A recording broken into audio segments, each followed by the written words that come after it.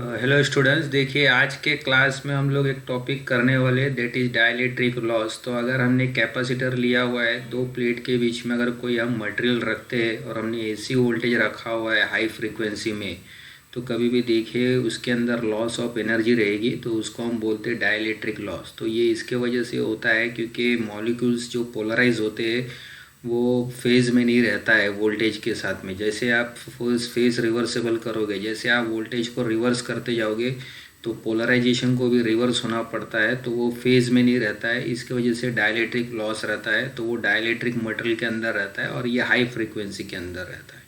अब देखिए, अगर आपने एसी वोल्टेज लगाया हुआ है कैपेसिटर को और उसके बीच में कोई मटेरियल नहीं है, वैक्यूम है या तो प्योरीफाइड गैस है, तो आपकी कोई कंजम्पशन ऑफ एनर्जी नहीं रहेगी। तो उसमें करंट और वोल्टेज के बीच में फेज़ एंगल कितना रहेगा, देखिए 90 रहेगा।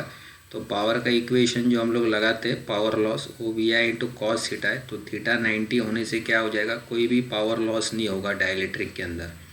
तो अगर देखिए आपने एसी वोल्टेज लगाया हुआ है और डाइलेक्ट्रिक मटेरियल आपने वैक्यूम लिया हुआ है या प्योरीफाइड गैस लिया हुआ है, तो कोई भी कंजम्पशन ऑफ एनर्जी नहीं रहेगी। करंट और वोल्टेज के बीच में फेज़ एंगल 90 रहेगा। और अगर डाइलेक्ट्रिक की पोलराइजेशन होती है तो वो फेज़ में रहता है वोल्टेज के साथ। लेकिन अगर देखिए आप कोई एसी वोल्टेज लगाते हो और उसके अंदर कोई कमर्शियल डाइलेक्ट्रिक डालते हो, जैसे कि आप वाटर डालते हो, बेंजीन डालते हो या प्लास्टिक डालोगे या ग्लास डालोगे, तो करंट और वोल्टेज के बीच में फेज़ एंगल 90 नहीं रहेगा।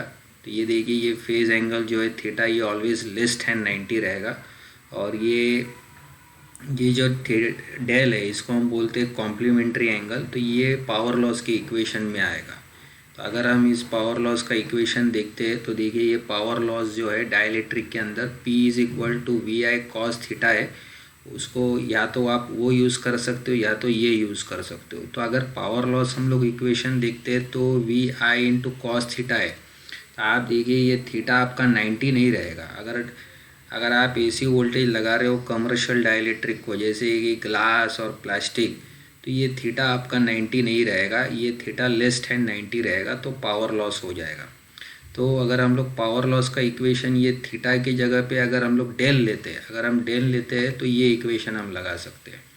तो लो फ्रीक्वेंसी, अगर आप ग्लास यूज़ करते हो दोनों प्लेट के बीच में, तो लो फ्रीक्वेंसी के लिए ये टेन डेल जो है ये अप्रोक्सीमेट 0 हो जाता है, तो पावर लॉस नहीं रहता है। तो लो फ्रीक्वेंसी अगर आप यूज़ करते हो और दोनों प्लेट्स के बीच में आप ग्लास लगाते हो, तो अगर आप वोल्टेज को रिवर्स करते हो तो पोलराइजेशन फेज़ में रहता है, तो ये पावर लॉस नहीं होता है।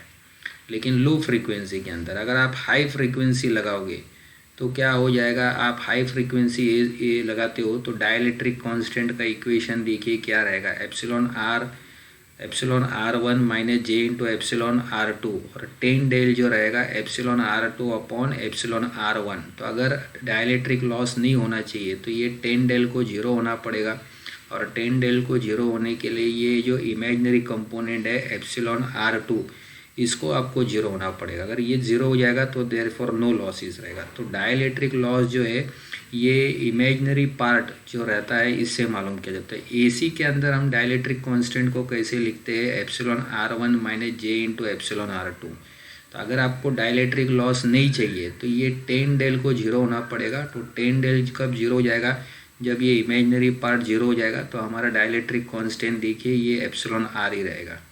तो अगर हमको डाइलेक्ट्रिक लॉस नहीं चाहिए तो एप्सिलॉन आर टू को क्या होना पड़ेगा, 0 होना पड़ेगा, और टेन डेल को 0 होना पड़ेगा। तो ये मैं बता रहा हूँ कि अगर दो प्लेट के बीच में अगर आप कोई डाइलेक्ट्रिक मटेरियल यूज़ करते हो तो लो फ्रीक्वेंसी के लिए ये टेन डेल जो है ये हमारा 0 रहेगा, क्योंकि पोलराइजेशन जो रहेगा वो फेज़ में रहेगा वोल्टेज के साथ। क्योंकि आप जानते हो डाइपोल को टर्न होना पड़ेगा जब हम एसी वोल्टेज को रिवर्स करेंगे।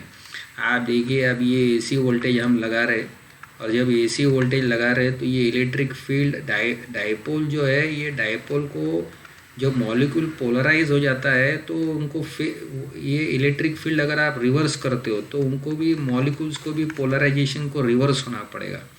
तो ये देखिए, ये पोलराइजेशन जो है इसको रिवर्स होना पड़ेगा। तो पोलराइजेशन को भी यहाँ पर देखिए ये रिवर्स होना पड़ेगा। और अगर आप लो फ्रीक्वेंसी रख रहे हो तो ठीक है, ये पोलराइजेशन जो है ये फील्ड के साथ बराबर से मैचिंग हो जाती है। फेज़ में रहेगी। लेकिन अगर आप हाई फील्ड रखोगे तो ये टाइम लैग होगा, ये पोलराइजेशन जो रहेगा ये फेज़ में नहीं रहेगा फील्ड के साथ में। तो इसके वजह से ये 10 डेल फैक्टर आपको मिलेगा। तो एसी के अंदर हम लोग क्या करेंगे, डाइलेक्ट्रिक कांस्टेंट को लिखते हैं epsilon R1 minus j into epsilon R2। तो 10 डेल जो रहेगा epsilon R2 upon epsilon R1 रहेगा। तो अगर देखिए हमने यहाँ पर अगर फ्रीक्वेंसी को कांस्टेंट रखा हुआ है, वोल्टेज को कांस्टेंट रखा हुआ है, कैपेसिटेंस को कांस्टेंट रखा है, तो पावर लॉस जो है बेसिकली ये 10 डेल के ऊपर डिपेंड रहेगा।